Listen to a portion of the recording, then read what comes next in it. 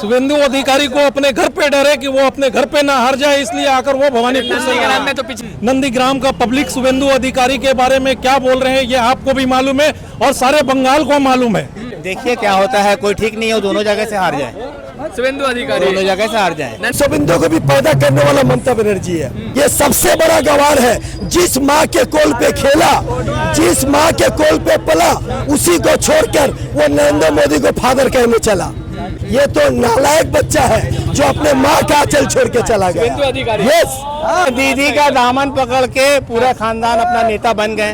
बाप एमपी बन गया, ये एमएलए बन गए, हल्दिया का जितना सारा कमाई खा ही चुके हैं, अब कुछ बचा नहीं है। उनका एलिगेशन है तो बीजेपी का हाथ पकड़ लिए ताकि जो पाउडर जो है ना, वॉशिंग पाउडर से साफ हो जाए। अमित शाह भी सुन ले और अमित शाह भी 4 तारीख को देख ले कि बंगाल में आने वाला सीएम कौन होगा। सीएम का चौथी बार का लगा दीजिए, 230 सीट आ रही है, बीजेपी का जमाना जब्त होने वाला है।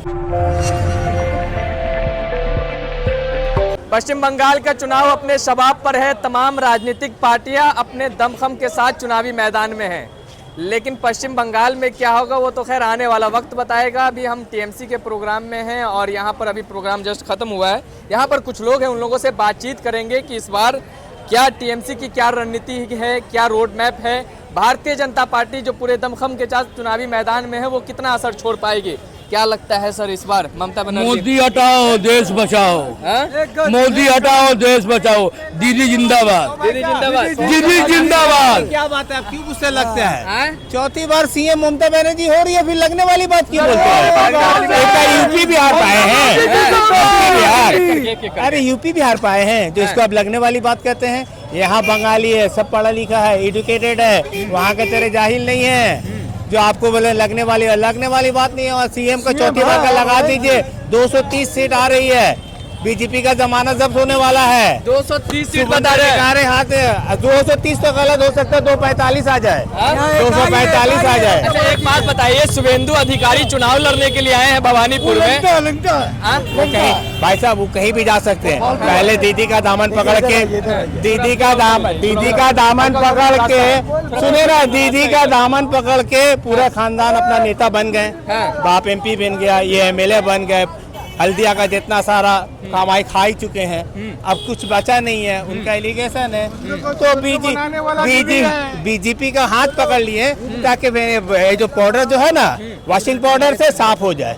तो इसीलिए ये सब राजनीति है, इस सब का बात पे आपको बताएं। शुभेंदु अधिकारी और अमित शाह कह रहे हैं कि ममता बनर्जी को वहां हराए थे, इस बार भवानीपुर में भी हराएंगे। देखिए क्या होता है, कोई ठीक नहीं हो, दोनों जगह से हार जाए, शुभेंदु अधिकारी दोनों जगह से हार जाए। नंदीग्राम हारे।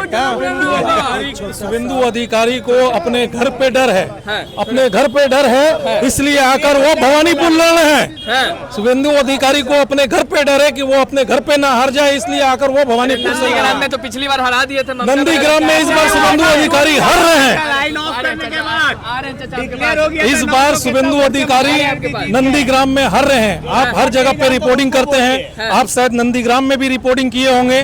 नंदीग्राम का पब्लिक शुभेंदु अधिकारी के बारे में क्या बोल रहे हैं ये आपको भी मालूम है और सारे बंगाल को मालूम है, सारे बंगाल को मालूम है।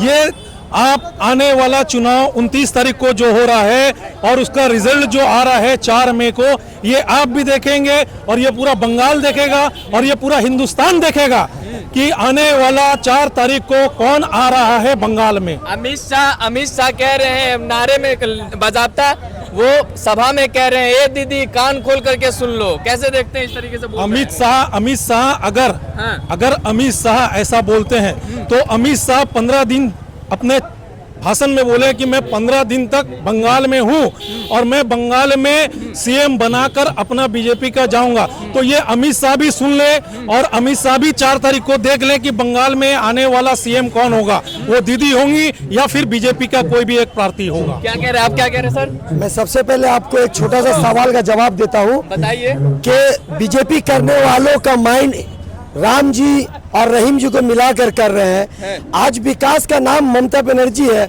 आज जो नंदीग्राम में इतना माओ को रोजगार दिया, उनके बेटों को, देखिए किस तरीके से वो जगन्नाथ भगवान को बसाया और बसा के आज उस टूरिस्ट प्लेस को इस तरीके से जागरूक बनाया कि हर घर को रोजगार दिया। उस रोजगार देने वाली का नाम ममता बनर्जी है।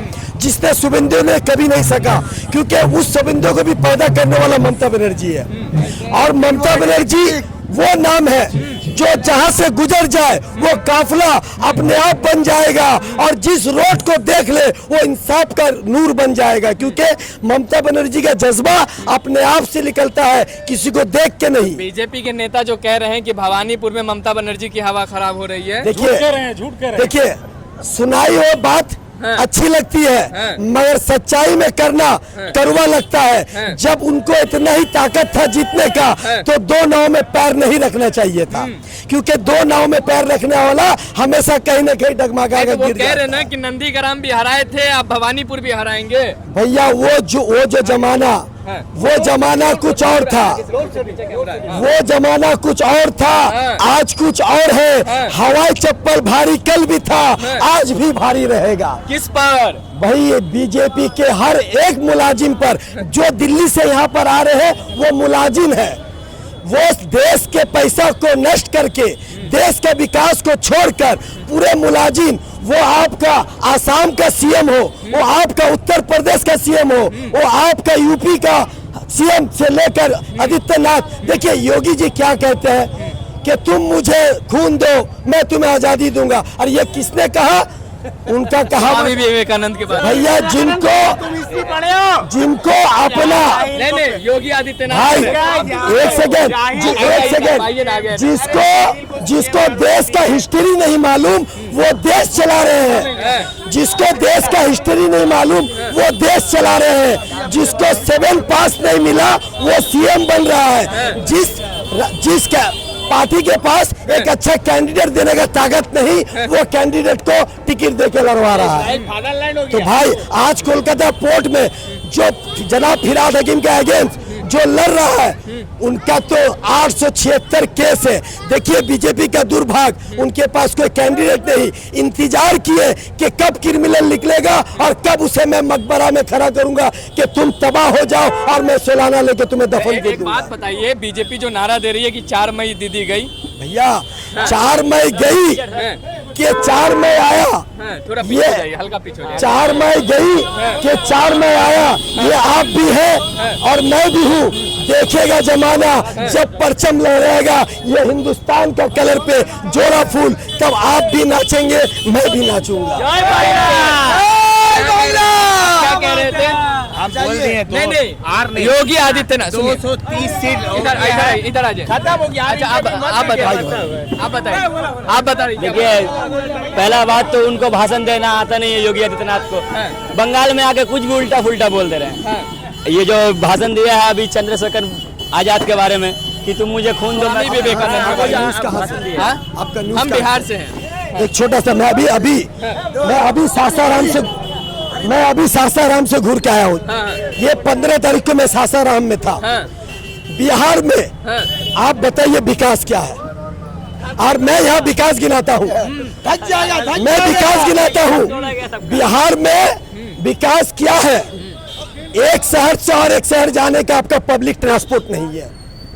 आपको पब्लिक ट्रांसपोर्ट के नाम पे अपना खुद का एक बुलेट या बाइक लेकर जाना है। बताइए, बिहार में सबसे यंगेस्ट एमएलए है एक मैथिली ठाकुर का, शायद नाम आप जानते होंगे। कहिए। वो बताइए बंगाल आ रही है तो कह रही है कि हम असहज महसूस करते थे यहाँ आने से पहले, ठीक है। अब वो कह रही है कि हमको बिहार में असहजता महसूस नहीं होती है। मैं सबसे पहले कहूँ कि उनका तजुर्बा को ध्यान दीजिए।